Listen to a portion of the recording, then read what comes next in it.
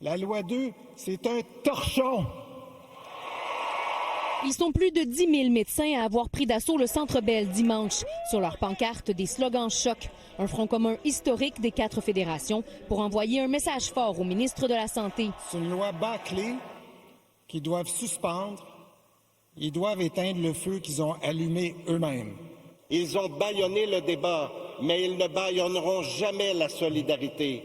Ils ne bâillonneront jamais l'engagement. À tour de rôle, les présidents syndicaux ont étalé leurs points sous un tonnerre d'applaudissements.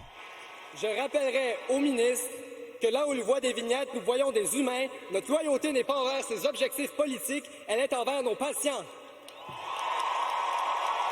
La loi 2, elle impose, elle surveille, elle sanctionne, mais elle n'offre rien. Et la foule ne s'est pas gênée pour appeler Christian Dubé à démissionner.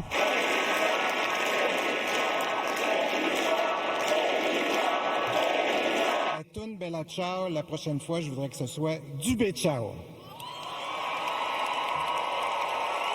Preuve d'une mobilisation sans précédent, des médecins des 4 coins du Québec ont nolisé des autobus. D'autres ont amené leurs enfants pour donner du poids à leurs arguments. Pour la docteure Justine Ouellette, gynécologue à Cowansville, les cibles demandées sont tout simplement inatteignables. Le ministre Dubé dit on va travailler différemment. Ça veut rien dire. Ça veut rien dire travailler différemment dans une salle d'op qui finit à 14 heures parce qu'il n'y a pas de personnel. On n'est pas une usine à patients.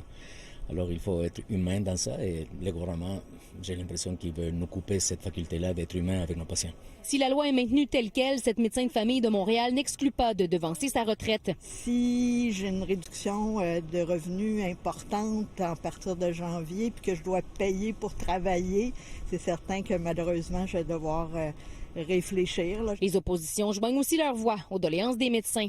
Qu'il retire sa loi ou qu'il retire le ministre de la Santé. Il y a des choses à revoir.